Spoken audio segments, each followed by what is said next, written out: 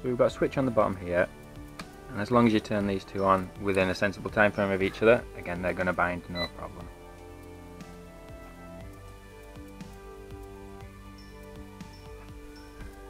I'm glad to see red lights on the back, not on the front for a change, really like that, and blue on the front.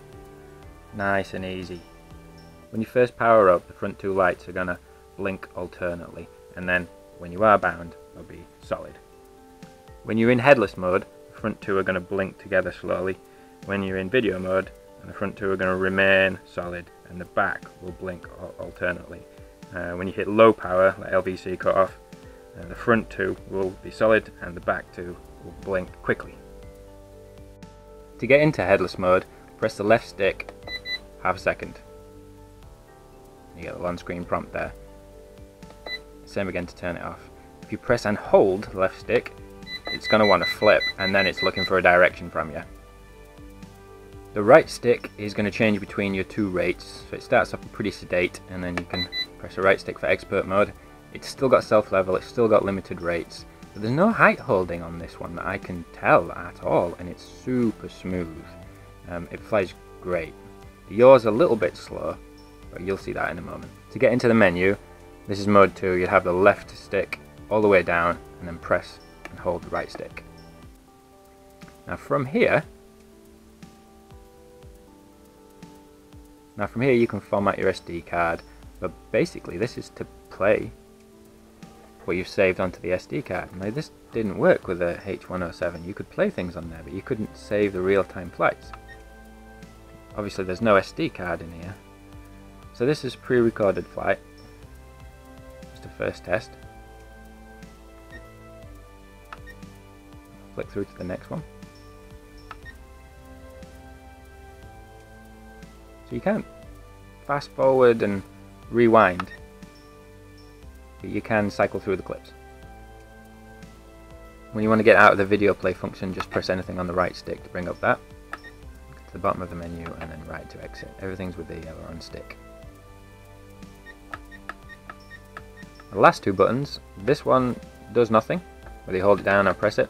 This one, a momentary press will actually start recording, providing you've got an SD card in there. Another press will stop it.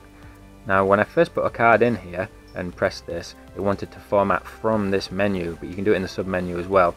After that, it hasn't asked me if I want to format whether I hold it down or press it for a short while, so obviously needed to format before it could work in here. The other Hubsans allowed you to use the throttle trim to turn the LEDs on and off, which still does work in the menu, but nothing else happens with these, they just stay on all the time. Up doesn't do anything. Down cycles it, but there's no actual effect. Okay, we've got bind. Now if for any reason you get a picture on here but the back two lights are flashing, I found that happened to me once. I was actually in the wrong mode on the transmitter, so if that does happen to you, both sticks to the top left and turn it on, and I'll put it into calibration mode for mode 2. After that, full circles, so you're hitting all the corners, and then hold down right trim, and then the system's going to want to bind.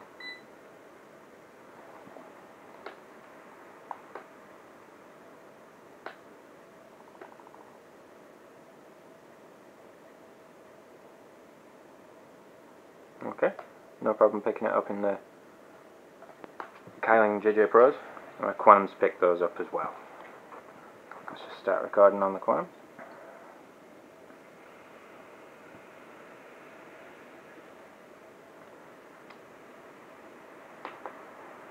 Alright, click to record.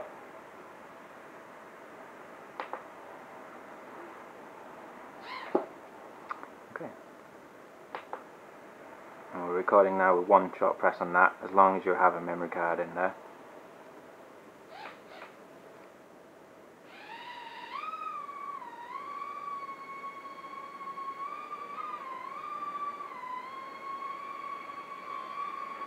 Okay.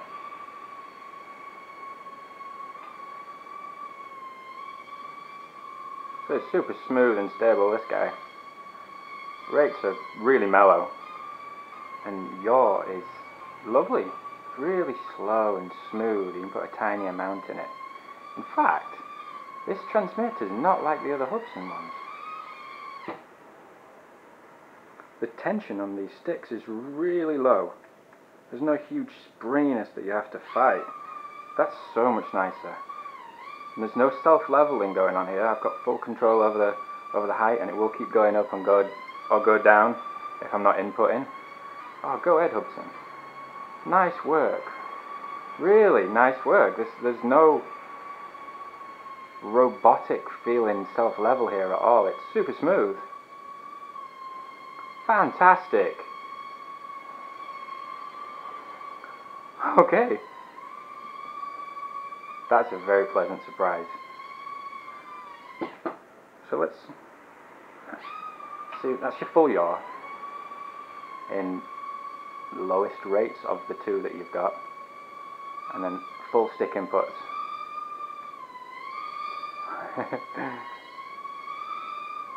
Very sedate. And right press. Oops.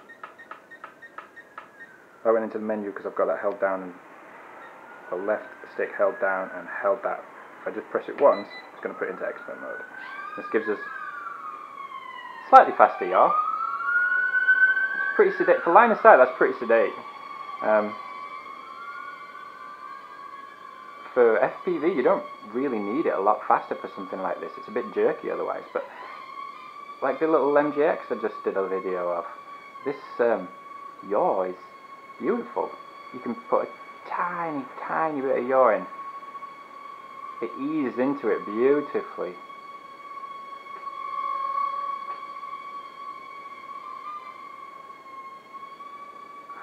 I'd like a bit more authority on the yaw on the end, but it eases in gorgeous. This is really nice from Hubsan, nothing like their other ones. The big H501S, H501SE, that yaws fairly nicely. It's not jerky when it starts inputting, but the cyclic is. This isn't.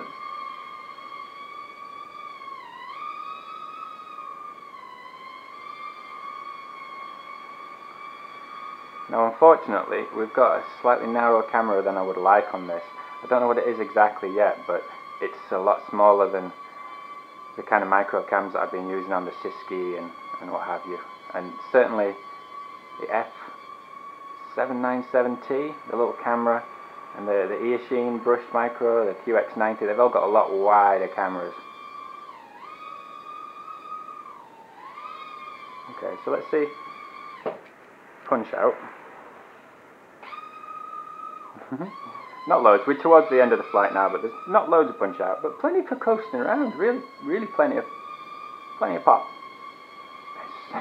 God damn, they're smooth. So no rate mode. You don't get rate mode, but I can't say it's a huge deal on something like this. If you're really ready for rate mode on a tiny micro like this, where it's not easy, your throttle management's got to be good, then you're probably ready for a clean flight based board, so you can tweak it fully. But this is this is really surprising from Hubsan. I'm really pleased with it. Certainly for how it flies. My only reservations are on how narrow the camera is.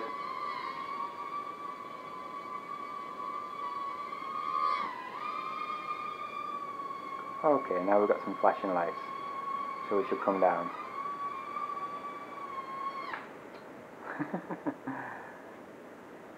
If you give the motor mounts a bit of movement, they do kind of shimmy all over the place, but when it's flying you can't tell at all. It's super smooth. It's as if it's rock solid. The X111D, that was a little bit like that as well, but you could feel that when you were doing reversals, it used to move around a little bit, and you'd get inaccuracies in yaw. This was super precise and tight, if a little slow on yaw, but yeah, no slop there. I couldn't tell there was any movement in these in actual flight. I don't think there's any mods needed there, but it's a bit more than you'd really hoped for. Some little shims of plastic under there on the X111D did a really good job of stopping these motor mounts moving around, and then some thread around here wrapped around with a little bit of super glue, stopped the motor moving within the mount. But like I said, it's not really a big issue. I'm looking forward to flying this one outside.